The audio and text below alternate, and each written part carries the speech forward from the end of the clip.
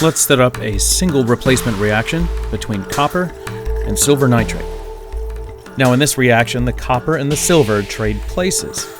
The copper goes into solution and we don't see it any longer, but that silver shows up as a dust on the surface of the copper wire.